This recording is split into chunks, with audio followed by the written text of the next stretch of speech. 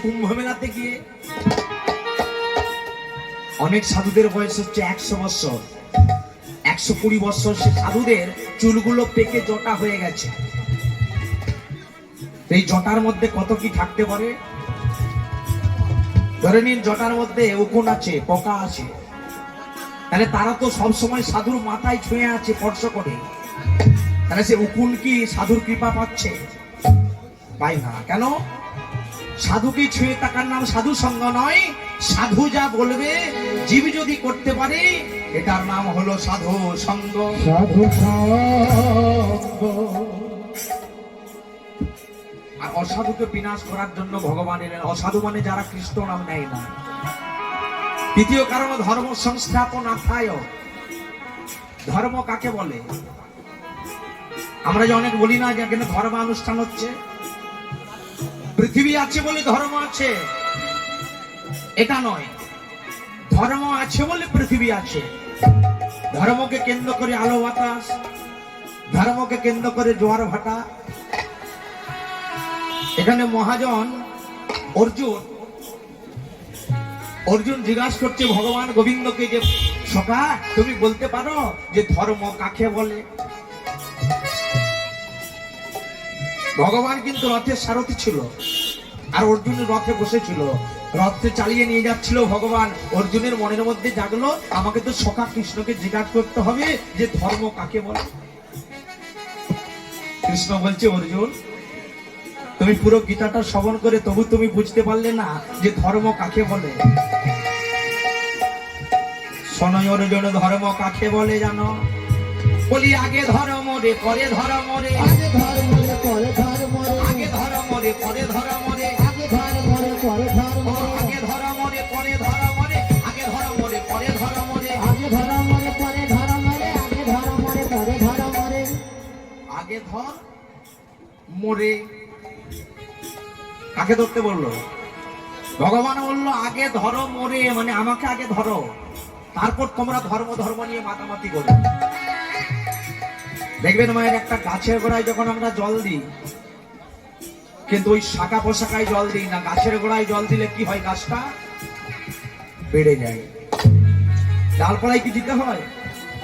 তাহলে গাছের গোড়ায় যেমন জল দিলে আর গালপালায় দিতে হয় না, তদ্রূপ ভগবানকে যদি আমরা ধরতে পারি, ভগবান হলো মূলাধার। একমাত্র গীতাতে ভগবান বলেছিল মাননে নমস্কার, আর কোন দেবতা বলতে পারেনি। কেন? আমাকে প্রণাম করো, আমি হলাম বিশ্বপিতা, বিশ্বের ভগবান। একটা বাড়িতে যখন আপনি নিমন্ত্রণ করতে যান, আগে কাকে নিমন্ত্রণ করেন গো মায়েরা? বাড়ির যে গার্জেন, বয়োজ্যেষ্ঠ, তাকে আপনি নিমন্ত্রণ করবেন।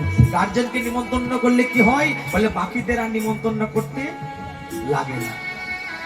যেমন বাড়ির গার্জেনকে নিমন্ত্রণ করলে বাকিদের নিমন্ত্রণ হয়ে যায়, তদ্রূপ আমার ভগবানের কৃপা পেয়ে গেলে আর কোন দেবতাকে ডাকতে হয় না। নিতাই গৌর হরি বল। আজকে দেখুন মহাজন নিবেদন করছেন ভজনেরও সর্বশ্রেষ্ঠ নববিধা ভক্তি।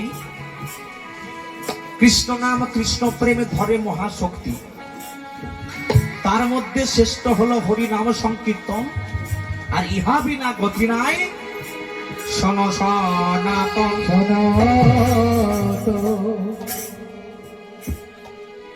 ভজনের সর্বশ্রেষ্ঠ নববিধা ভক্তি। আমাদের কটি ভক্তি আছে মায়েরা? 9টি ভক্তি আছে বাবা। কি কি নাম? না, প্রথমে হচ্ছে শ্রবণ। শ্রবণ বললেন কেন? শ্রবণ করো। কি শ্রবণ করবি? হরি কথা, কৃষ্ণ কথা। যে হরি কথা, ভাগবত কথা শ্রবণ করে মহারাজ পরীক্ষিত ব্রহ্ম সাপ হতে মুক্তি পেয়েছিল। মহারাজ পরীক্ষিত কি করত? মৃগয়ায় যেত। মৃগয়া মানে হরিণ শিকার করতে। প্রত্যেক দিনের মতো মহারাজ পরীক্ষিত আজও বেরিয়েছে সৈন্য সামন্তদেরকে নিয়ে মৃগয়ায়। যখন ঘোর জঙ্গলে প্রবেশ করলো মহারাজ পরীক্ষিত, যেতে যেতে যেতে যেতে মহারাজ পরীক্ষিত সেনাদেরকে হারিয়ে ফেললো। ঘোর জঙ্গলে প্রবেশ করলো। কি গোলাটা তো বড় আমার শুকিয়ে যাচ্ছে, জল কি আছো? আমায় একটু জল দেবে? এখানে কি আছো, একটু আমায় জল দেবে? গলাটা বড় শুকিয়ে যাচ্ছে, একটু জল দেবে, জল।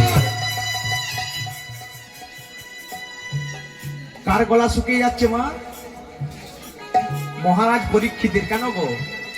তৃষ্ণার্ত হয়েছে, গলায় জল, গলাটা আবারও শুকিয়ে যাচ্ছে জলের জন্য।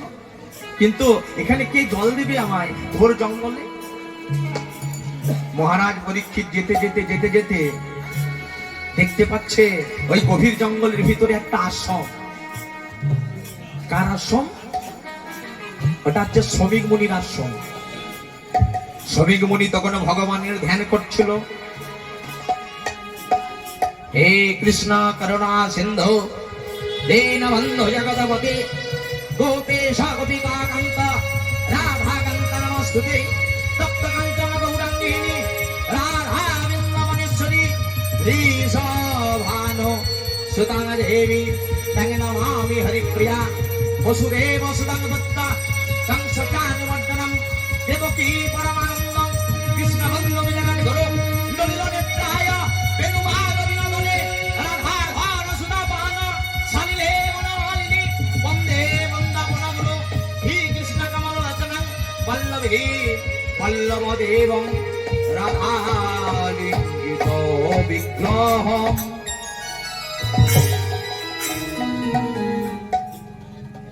শ্রমিক মুনি ভগবানের ধ্যান করছিল। এমন সময় মহারাজ পরীক্ষিত গিয়ে মণিকে ডাকছে, জল জল।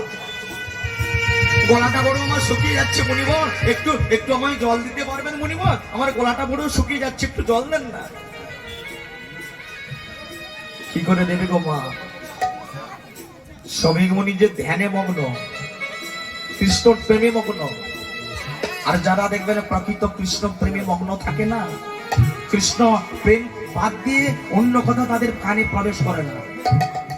শ্রমিক মুনি কৃষ্ণ প্রেমে মগ্ন। আর মহারাজ পরীক্ষিত গিয়ে জল জল করছে। আর যেই না মহারাজ পরীক্ষিত জল জল বলে চিৎকার করছে, শ্রমিক মুনির ধ্যানটা ভাঙছে না।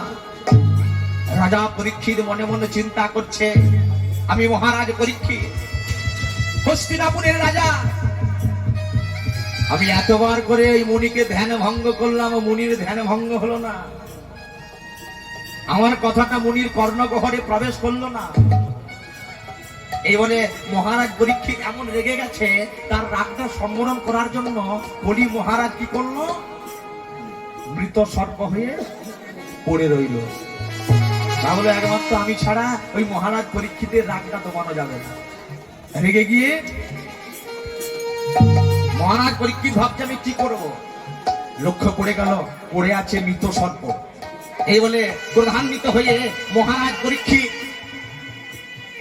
ওই মৃত সর্পটাকে নিয়ে শ্রমিক মুনির গলায় পরিয়ে দিল। আর যেই না পরিয়ে দিল মা, পরিয়ে দিয়ে তখনকার মতো মহারাজ পরীক্ষিতের রাগটা কমে গেল, গৃহে চলে গেল। আর এদিকে শ্রমিক মুনির একমাত্র পুত্র, যার নাম হলো সিংহী মুনি, সেই সিংহী মুনি এসে দেখছে কি আমার পিতার কণ্ঠে মৃত সর্প পরিয়েছে। আমার পিতা তো কৃষ্ণ নামে মত্ত ছিল, আমার পিতার কণ্ঠে মৃত সর্প পরিয়েছে। আমি মুনিপুত্র সিংহী, একদিনের জন্য যদি ভগবানকে আমি ডেকে থাকি, এখানে বসে আমি অভিশাপ করছি, আমার পিতা শ্রমিক মুনির গলায় যে মৃত সর্প পরিয়ে দিয়েছে, 7 দিনের মধ্যে তার তক্ষক দংশনে মৃত্যু হবে। কদিনের মধ্যে মায়েরা? 7 দিন। আপনারা ভাবছেন যে মহারাজ পরীক্ষিতের কি শুধু একাই 7 দিনের মধ্যে মৃত্যু হবে? না মা, এই যে এখানে আমরা বসে আছি, যে যেখানে দাঁড়িয়ে আছে, আমাদের কিন্তু প্রত্যেকের 7 দিনের মধ্যে মৃত্যু হবে। আপনারা বলবেন কেন? লক্ষ্য করে দেখুন, কারোর মৃত্যু হচ্ছে শনিবারে, কারোর মৃত্যু হচ্ছে রবিবারে, কারোর মৃত্যু হচ্ছে সোমবারে, কারণ মৃত্যু হচ্ছে মঙ্গলবারে, বুধবারে, বৃহস্পতিবারে, শুক্রবারে। তাহলে এই যে 7টা দিনের মধ্যে কিন্তু আমাদের প্রত্যেকের মৃত্যু হবে। বলার সঙ্গে সঙ্গে শ্রমিক মুনির ধ্যান ভঙ্গ হয়ে গেল, চিৎকার করে উঠল, ওরে সিংহী, সিংহী, এ কি করেছিস তুই বাবা? এ কি অভিশাপ করলি তুই জানিস? শ্রমিক মুনি বুঝতে পেরেছিল যে আমার গলায় মৃত সর্প পরিয়েছে মহারাজ পরীক্ষিত। তুই জানিস বাবা, তুই যে অভিশাপ করলি 7 দিনের মধ্যে তক্ষক দংশন মৃত্যু হবে, এটা আমার গলায় কে পরিয়েছে মৃত সর্প? তুই অভিশাপটা তুলে নে বাবা। পিতা, একবার যখন আমার মুখ দিয়ে বাক্য বেরিয়ে গেছে, সেটা তো আমি তুলে নিতে পারবো না। ওরে সিংহী, এই মৃত সর্পটা আমার গলায় পরিয়েছিল মহারাজ পরীক্ষিত।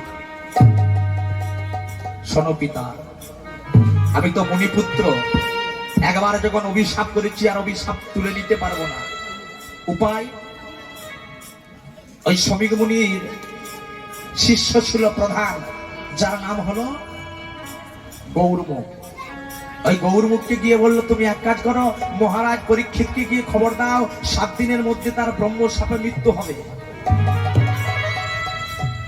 মণিবর, যদি সেই মহারাজ পরীক্ষিত জানতে চাই উপায় কি করে সে মুক্তি পাবে, তুমি বলবে যে হরিদ্বারে গিয়ে, ব্রহ্মকুণ্ডে হরিদ্বারে গিয়ে শুকদেব গোস্বামীর বদনে যদি 7 দিন একনিষ্ঠ ভাবে ফল জল আহার করে ভাগবত কথা শ্রবণ করতে পারি, তাহলে মহারাজ পরীক্ষিতের ব্রহ্মশাপে মুক্তি পেয়ে যাবে। নিতাই গৌর হরি হরি বল।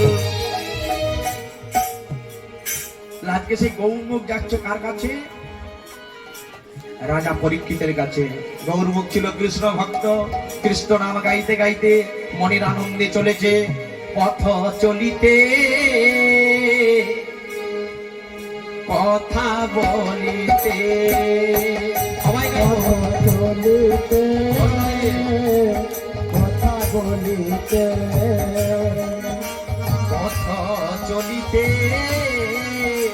কথা বলিতে, পথ চলিতে কথা বলিতে, একবার গাহো গাহো কৃষ্ণ নাম, মধুর নাম, কৃষ্ণ নাম, গাহো গাহো কৃষ্ণ নাম, মধুর নাম, হরি নাম, একবার গাহো গাহো কৃষ্ণ নাম, মধুর নাম, কৃষ্ণ নাম। গাহো গাহো কৃষ্ণ নাম, মধুর নাম, হরি নাম, পথ চলিতে কথা বলিতে, সবাই গাইব বলে। পথ চলিতে কথা বলিতে, পথ চলিতে কথা বলিতে, পথ চলিতে কথা বলিতে, প্রতি নিঃশ্বাসে তীর বিশ্বাসে, বল বিপদে বল সংগ্রামে, নিঃশ্বাসে চির বিশ্বাসে, নিঃশ্বাস দিয়ে বল বিপদে বল সংগ্রামে, প্রতি নিঃশ্বাসে